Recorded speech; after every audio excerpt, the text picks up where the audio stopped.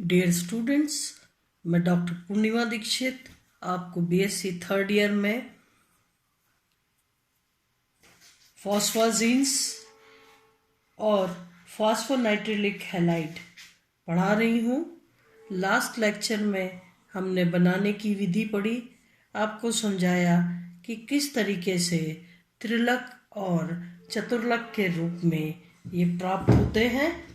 हम इनके गुण धर्म के बारे में पढ़ रहे थे और उसी कंटिन्यूएशन में आपने पढ़ा था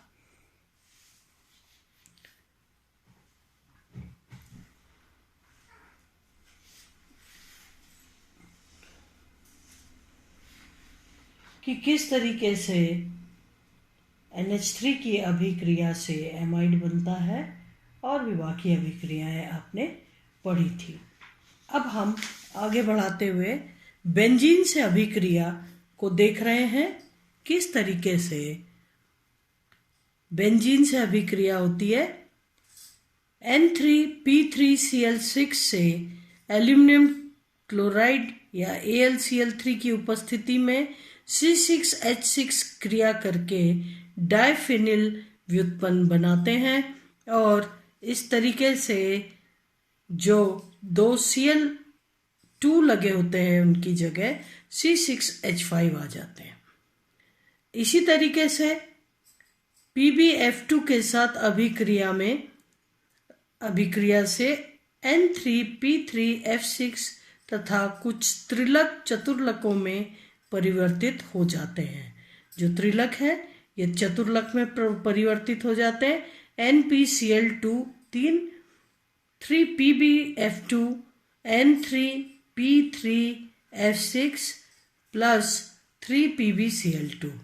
इस तरीके से N3P3Cl6 जो है PbF2 की उपस्थिति में N4P4Cl4F4 ये चतुर्लक में परिवर्तित हो जाते हैं। फॉस्फोनाइट्रिलिक हैलाइडों के क्षारीय गुण। नाइट्रोजन पर उपस्थित एकल युग्म फॉस्फोनाइट्रिलिक हैलाइड के क्षारीय गुणों के लिए उत्तरदायी है। आप जानते हैं वैसे भी NH3 में नाइट्रोजन जो है इस पर लोन पेयर ऑफ इलेक्ट्रॉन होता है, वो उसके क्षारीय प्रकृति के लिए उत्तरदायी होता है। तो इनका क्षारीय गुण दुर्बल प्रवृत्ति का होता है या लेविस अम्लों जैसे कि HCl4 SO3 के साथ क्रमशः 1:1, 1:2 योगात्मक यौगिक बनाते हैं। अगर संरचना की बात करें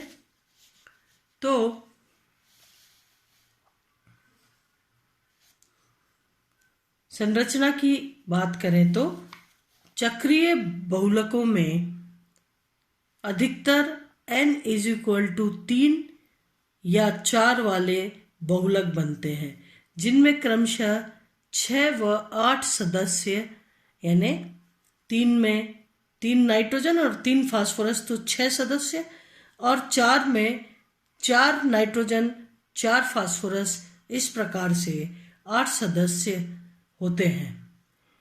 6 सदस्यीय वलय संरचना बेंजीन वलय की तरह समतलीय होती है।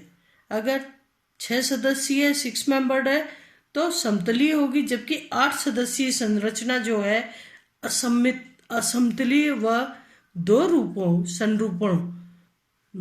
दो कन्फर्मेशनल रूप नौका यानी बोट फॉर्म और चेयर फॉर्म कुर्सी के फॉर्म में पाई जाती है। जैसे कि आपको ये स्ट्रक्चर्स दिख रहे हैं यहाँ पर।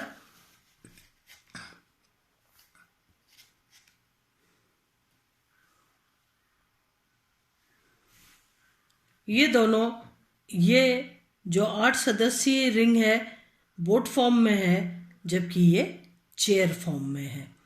तो इन दो रूपों में जो 8 मेंबर्ड रिंग है वो इन दो रूपों में पाई जाती है।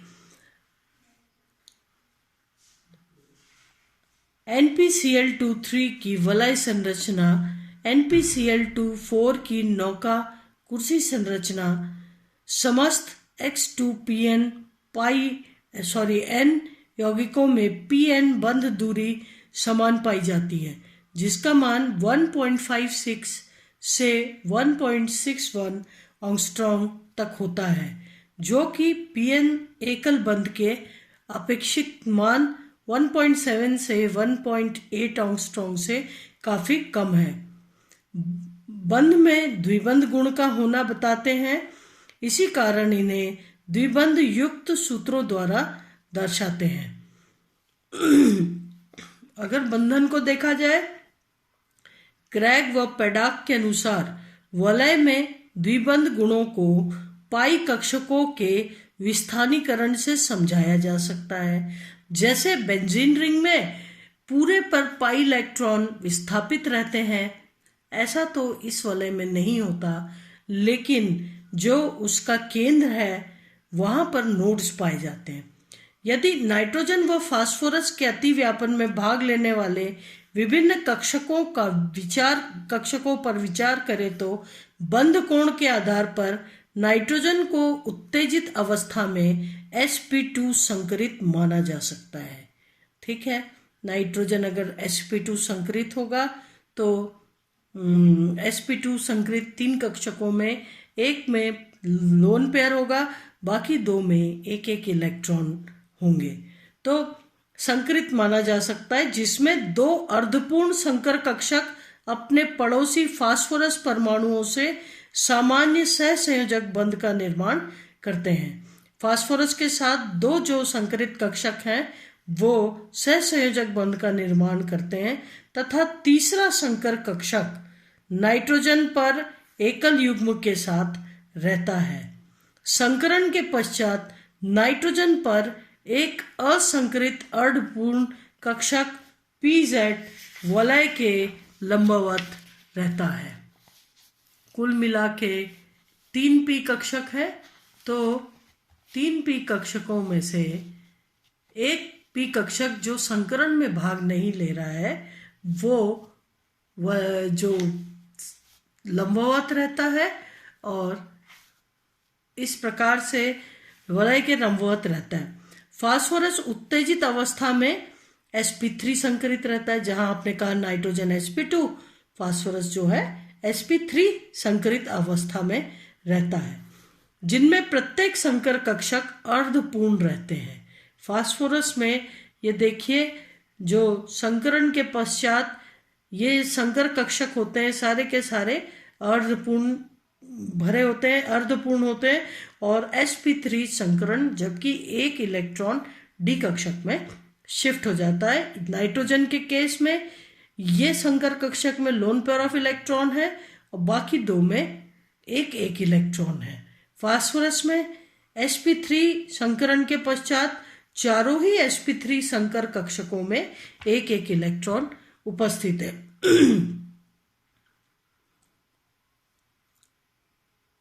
अब ऐसे में फास्फोरस उत्तेजित अवस्था में sp3 संकरित रहता है, जिसमें प्रत्येक संकर कक्षक अर्धपूर्ण रहते हैं।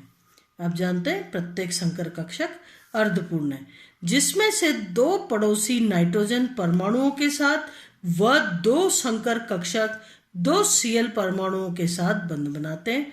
यानी जो 4 संकर कक्षक हैं, इनमें से 2 नाइट्रोजन के 2 संकर कक्षकों के साथ, और बचे हुए जो 2 हैं वो Cl2 में प्रत्येक Cl के साथ एक एक बंध बनाते हैं।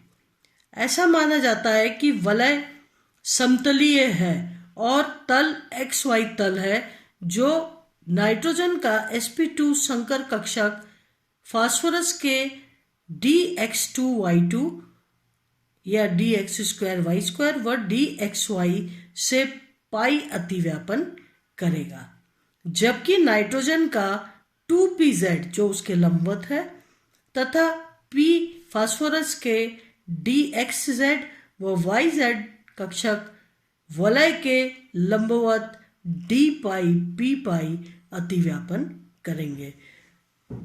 फास्फोरस पर d में उपस्थित है तो d पाई p पाई अतिव्यापन करेंगे। अतः dx2y2 sp2 व dxy sp2 अतिव्यापन वलय के तल में होगा तथा d पाई p पाई अतिव्यापन तल के लंबवत होगा। कक्षकों की सममिति को ध्यान में रखकर देखें तो बेंजीन की तरह पाई इलेक्ट्रॉन पूरी वलय में डीलोकेलाइज नहीं हो सकते। जैसा कि बेंजीन के केस में वलय जो है या पाई इलेक्ट्रॉन क्लाउड पूरे के पूरे वलय में विस्थानीय होता है, डीलोकलाइज्ड होता है, लेकिन यहाँ पर कक्षकों की सममिति को ध्यान में रखकर देखें तो बेंजीन की तरह पाई इलेक्ट्रॉन पूरी वलय में स्थानीय नहीं हो सकता, डीलोकेलाइज नहीं हो सकता, क्योंकि अंत में पालियों के चिन्ह समान नहीं आते। अगर 3 पाली है तो डेफिनेटली लास्ट में उसके चिन्ह समान नहीं आएंगे और इसलिए जो है पाई इलेक्ट्रॉन डीलोकेलाइज नहीं हो सकते। अतः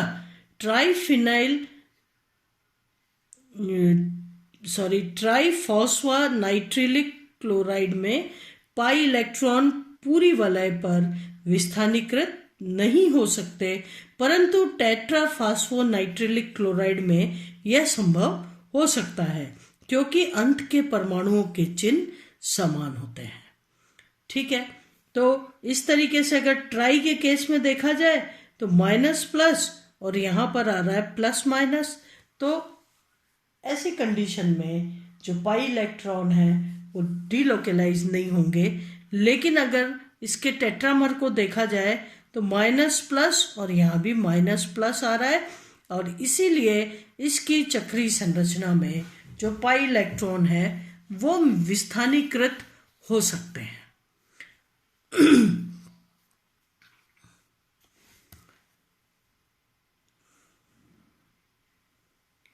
अगर ए में देखा जाए, ए ये है 3 जो है त्रिलक है, तो NpCl2 में वलय परमाणुओं के पाई अतिव्यापन हेतु उपलब्ध D व sp2 कक्षक ये हैं। बी में क्या है, NpCl2 में वलय परमाणुओं के पाई अतिव्यापन हेतु उपलब्ध D व sp2 कक्षक।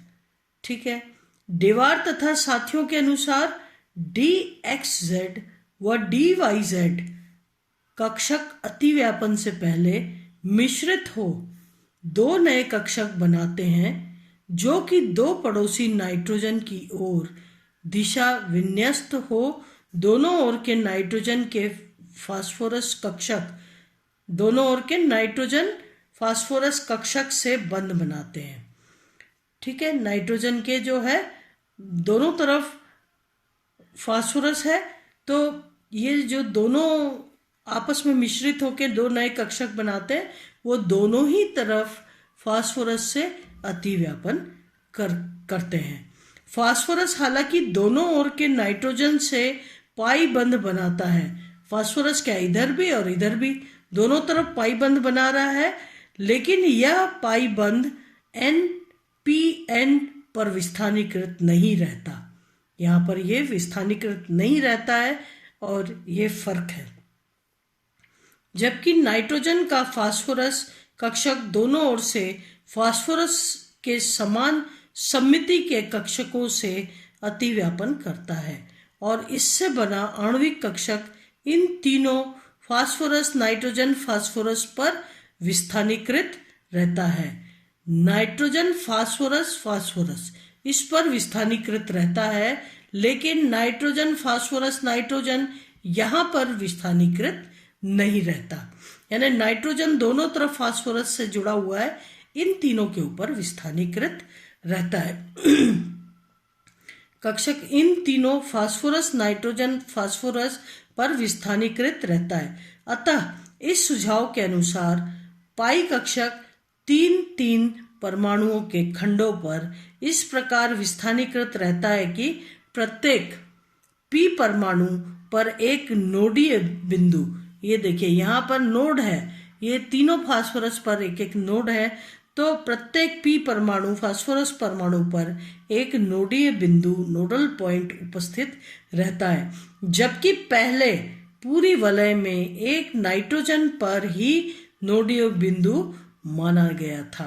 पहले यही माना गया था कि इस टोटल स्ट्रक्चर में किसी एक नाइट्रोजन पर नोड है, लेकिन नहीं, बाद में अध्ययन से पता चला कि फास्फोरस नाइट्रोजन फास्फोरस पर जो है विस्थानीकृत होते हैं पाई इलेक्ट्रॉन, और इस प्रकार से फास्फोरस पर एक एक नोड उपस्थित होता है, जबकि पहले पूरी वलय में एक नाइट्रोजन पर ही नोडीय बिंदु माना गया था। दोनों तर्कों में किसी एक को मानना कठिन है। उपरोक्त के आधार पर निम्न संरचना दी जा सकती है, और संरचना जो है वो ये है।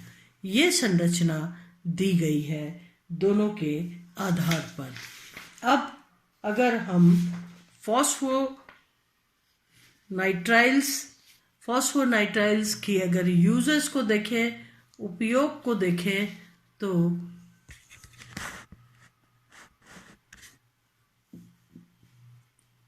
फास्फोरस व नाइट्रोजन श्रृंखला के कारण इसमें ऐसे गुण आ जाते हैं कि इनकी उपयोगिता बढ़ जाती है। फास्फोरस Cl बंध क्रियाशील होते हैं और अन्य यौगिकों में रूपांतरित हो जाते हैं, परंतु अति उच्च श्रृंखलित फास्फोनाइट्रिलिक बहुलक में फास्फोरस और Cl बंध का स्थायित्व बढ़ जाता है। साथ ही Cl के प्रतिस्थापन द्वारा अधिक उपयोगी पदार्थ प्राप्त होते हैं। Cl के प्रतिस्थापन के द्वारा अधिक उपयोगी पदार्थ प्राप्त होते हैं। Cl पूर्ण अथवा आंशिक प्रतिस्थापन से फ्लोराइड, एल्किल, एरिल विस्थापित यौगिक बना सकते हैं। साथ ही बड़े तथा जलरोधी R समूह द्वारा Cl के प्रतिस्थापन से प्राप्त पदार्थ जलरोधी होने के कारण उपयोगी होते हैं। श्रृंखलित फास्फोनाइट्रिलिक क्लोराइड की कम क्रियाशीलता के कारण इससे प्राप्त व्युत्पन्नों की उपयोगिता अधिक होती है। अतः पहले PCl5 की अनुपस्थिति में त्रिलक व चतुर्लक को गर्म कर उच्च श्रृंखलित बहुलक प्राप्त करते हैं, जिनके विस्थापन द्वारा व्युत्पन्न बनाए जाते हैं, जिनकी कुछ विशेषता निम्न प्रकार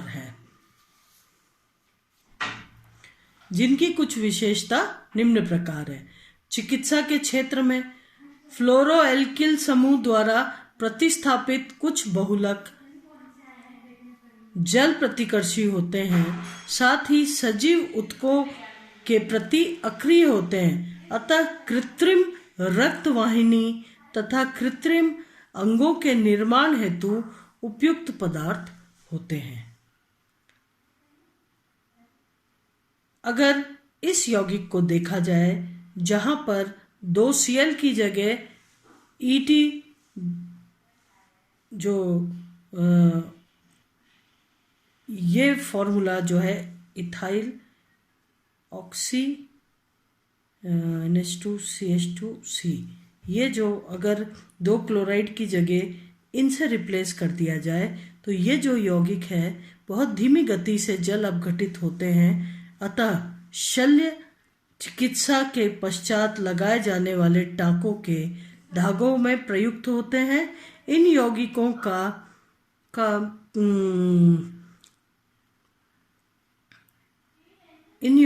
का जली अथवा प्रत्यारोपित त्वचा पर लेप द्वारा बैक्टीरिया से सुरक्षित किया जा सकता है। अगला, औषधि विज्ञान में कुछ बीमारियों में औषधि की लगातार आवश्यकता को पूरा करने के लिए औषधि द्वारा प्रतिस्थापित ऐसे फॉस्फाजीन बहुलक बना लिए जाते हैं जो धीमी गति से जल अपघटित हो औषधि मुक्त करते रहते हैं, जैसे स्टेरॉइड तथा कैंसर रोधी अंश सिस डाइक्लोरोप्लैटिनम के फॉस्फीन ढांचे से जोड़कर बहुलक बना लेते हैं। धीमे धीमे जल अपघटित हो तंत्र को, ये जो है धीमे धीमे जल अपघटित हो तंत्र को औषधि देता रहता है तथा पीछे हानि रहित भाग रह जाता है। कृत्रिम रबर के रूप में देखा जाए तो इन्हें अकार्बनिक रबर भी कहा जाता है। खास बात है कि इन्हें अकार्बनिक रबर भी कहा जाता है। ये अत्यधिक प्रत्यस्थता यानी इलास्टिसिटी प्रदर्शित करते हैं। जल अपघटन की प्रकृति के कारण इनका उपयोग व्यावसायिक स्तर पर नहीं हो सका, परंतु Cl के स्थान पर अन्य समूहों को प्रतिस्थापित कर रबर जैसे गुणों के पदार्थ प्राप्त किए जाते हैं। इन यौगिकों का कठोर प्लास्टिक जैसे पदार्थ बनाए जा चुके हैं। साथ ही जल प्रतिरोधी तंतु फाइबर्स जो सूर्य के तेज प्रकाश से अप्रभावित रहते हैं तथा जलते भी नहीं हैं, ये बनाए जाते हैं। कार उद्योग में प्रवात से शॉक एब्जॉर्बर तथा कार्बोरेटर के निर्माण में भी इस श्रेणी के पदार्थों का उपयोग होने लगा है। तो यहाँ पर फॉस्फाजिन्स या फॉस्फोनाइट्रिलिक हैलाइड्स समाप्त होते हैं और अगले लेक्चर में हम दूसरे यूनिट को पढ़ेंगे। आज इतना ही। मैं डॉक्टर पूर्णिमा दीक्षित, बहुत बहुत धन्यवाद।